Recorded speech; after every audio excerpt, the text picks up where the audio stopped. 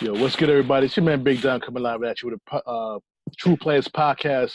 We are now on episode number 31, I believe, 31 or 30.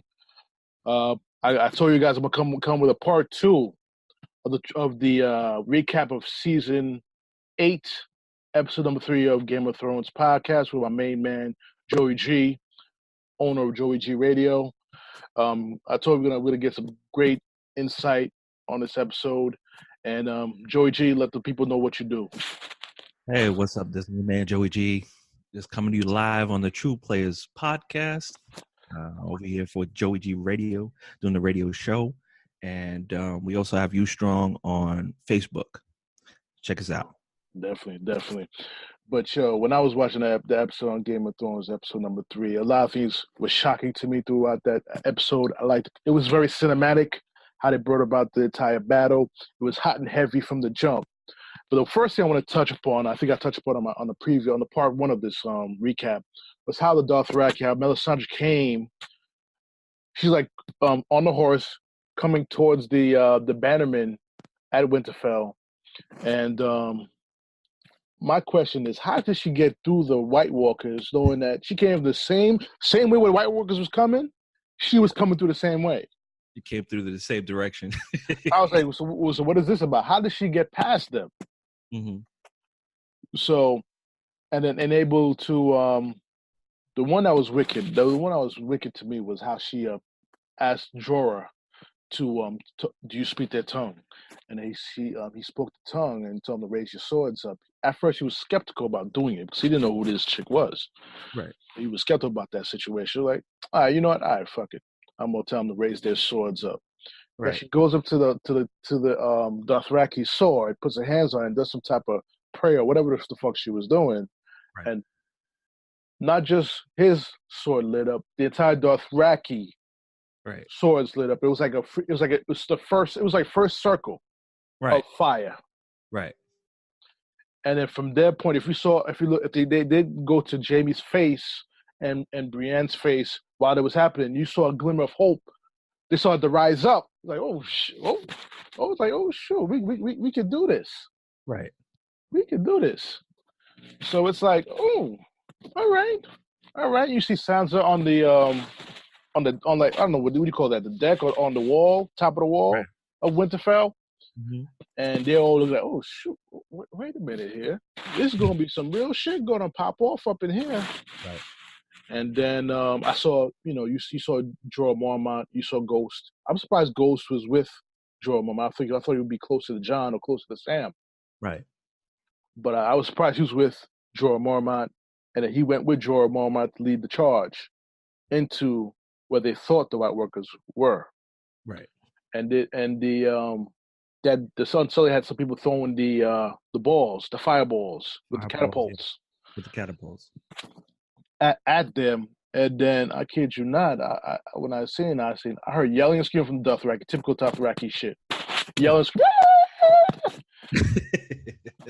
and then they get to the wall. Mm-hmm. And all of a sudden you start to see the fire dwindle, and they're screaming, and it's dwindling, and they're screaming, right? No fire, no screaming. You see a horse running back without a rider. You see some other animal running back without no rider. Then you see Jorah. You seen Jorah run back towards the group, and Tormund, Giantsbane, he was looking at Jorah like, yo, make sure he don't have those blue eyes. And he was good, but the thing, and some of the Dothraki did come back. Right. They all did get wiped out, but before that though, when they were entering the wall that the White Walkers had, the Dothraki. I saw one of them, he was riding hard. One of the Dothraki was riding hard. All of a sudden, his eyes looked up, like, oh, shit. I guess they had the giants right in front. Right. And they just wiped them out with that big club. He was wiping them out. Yeah. So it was interesting. I think when Daenerys and Jon was up on the perch there where they was, I noticed Jon was like, the dead are coming. Yeah. He grabs Daenerys' arm, and Daenerys, pulls her arm away. It's like, oh no, the dead is here. No, because it was they had a plan. The Right. original thing is John and Daenerys had a plan as far as how they were going to handle the the White Walkers. White Walkers, yeah. How they were going to handle the White Walkers, and they were going against. She was going to go against that plan because she's seen her Dothraki getting annihilated down there. She's like, I can't stand for this. I'm not going to stand by and watch them die when I'm their queen. I have to go do something. Right. John grabbing her arm is like, yo, this is not the plan. Now, fuck the plan. We got to go handle this. Exactly. John is more tactical than Daenerys is, and a lot of it's okay for now, but when it comes to long run with Cersei, right? We're gonna skip a little bit ahead to the further future battle, and we're gonna go back to the episode. As far as the future battle, Daenerys needs to learn how to be tactical. Yeah, Cersei is all about tactical measures. And she will use every advantage that she could possibly do, even if it's seeming like she's going to cower to lose. Right. And the thing about her, she's going to look for you to make that mistake, and so she can pounce on it. Right. That's what she wants. You know what I'm saying? So we go back. Let's go back to the episode, and you see Jorah Mormont come back with the whatever Dothraki who's left. Mm-hmm. And then from that point, you saw Grey Room's eyes start to get a little teary-eyed a little bit. Yeah. You saw some of the people, the guys, the soldiers of the Vale start to be like, oh, they get ready. They want to run. Right. But where were they running to anyway? Right. It's either now or later. You're either going to get killed now or going to get killed later, whichever you want to do. At least you better fight now that you have an opportunity to live. Right. So that's when one thing. I think the way the Dothraki was taken out during that time, it broke everyone's spirit. Yeah, it did. Because they were, not for nothing, they were the best of them as far as warriors. Right. They were best of them as warriors, and they knew their strength in the numbers that they had, and how fearless when it came to battle. They did it for sport. They weren't doing it for a cause. They was like, oh, we do this shit for a living, kind of like Spartans. Yes. And they're street fighters. They're street fighters. Yeah, it's street fighters. So it's not about rules and honor and everything of the Night's Watch. It's nothing like that. It's just straight battle. Purpose is beat them and come home and do what we do best. Exactly. Another thing too. We don't give the Night King much credit for his tactical skills as a leader of his armies. I believe he knew what he was dealing with once he saw the Dothraki. Right. So his best option is to have them rush at him. Right. To wipe them out. Exactly. To have the giants in the front. Right. And he held them back. Exactly. He held them back until they started backing up. Mm-hmm. And it's just whenever you see Dothraki's back up. Right. So, and they were backing up. They had fear in their eyes too. Like, wait a minute. This is something new. Something we've never faced before. Mm-hmm. I don't know how to handle this. Right. So how do you do something like that? Exactly. There's something I've never seen before. They're so used to being about what country were they from anyway, Dothraki? They're from the east side. They're from across the water. Across the water. Yeah. So it took them a minute to get across the water to be comfortable with the fact that we're going on boats. Yes. So now let's get to that actual battle when the White Walkers are actually rushing towards the gates of Winterfell, the blockade that's in front of Winterfell. We see Jaime, Brienne, Podrick, Tormund, Dolores Ed, Sam. Let me talk about Sam for a little bit here, bro.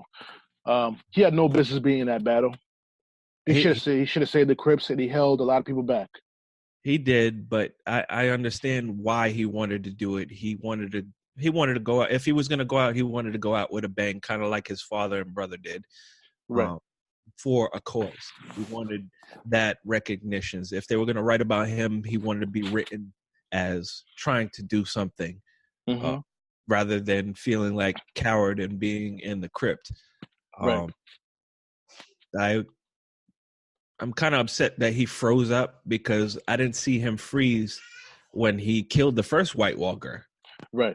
It was more of a instinctive kill, and this one, I guess he let the fear get to him as far as the numbers of the Night Walkers. Mm-hmm. But if he had stood his ground, I feel like he would have did a lot more. Right. But he just froze, and it was just like, "What are you doing, Sam? Exactly. It's time for you to get up now, Sam." And I truly believe he's responsible for the death of Dolores Ed. Yeah. Solely. Yeah. Because I think Dolores Ed would have been more aware, had he not worried about trying to save Sam, he'd been more aware and be able to not die. Because of that, I think that's the sole reason why Dolores Ed died in that battle.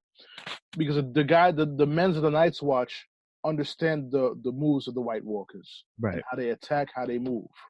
Mm-hmm. The only way that the White Walkers would be able to kill the men of the Night's Watch, or even the Wildlings, if they were distracted, right, or trying to help somebody else. Exactly. Yeah, which is exactly what happened with Sam. He tried to help Sam. He got Sam. It was like, okay, it's time for you to get up. And in that, he got killed.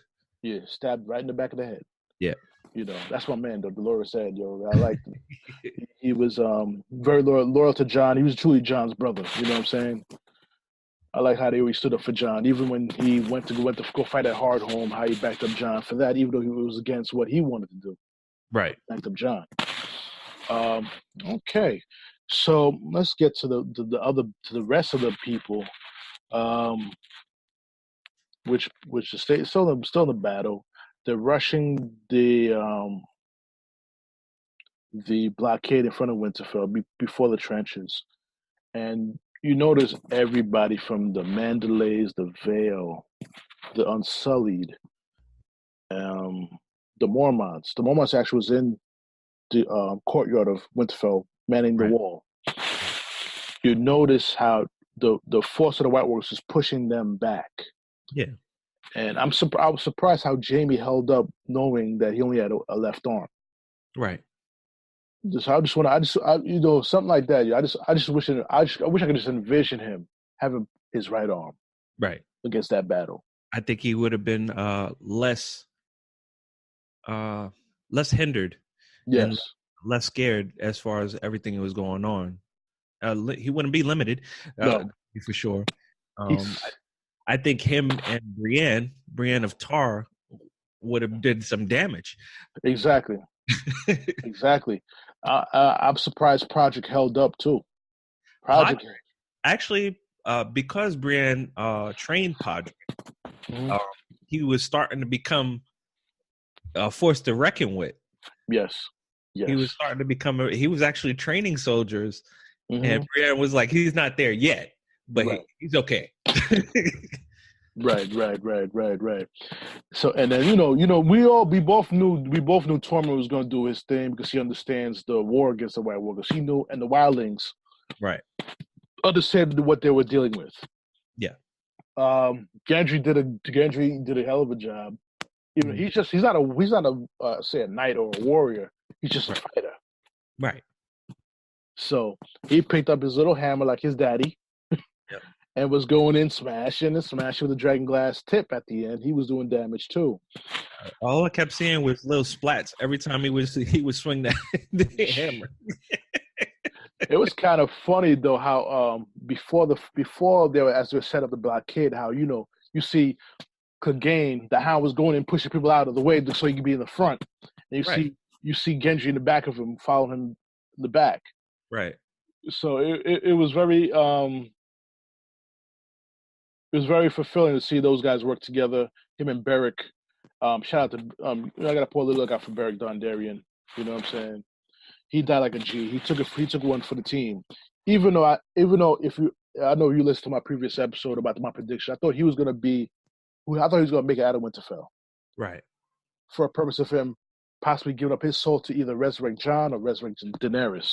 Right. Later on, but that didn't happen. But anyway, he did what he had to do to protect Arya. Right. So I think I believe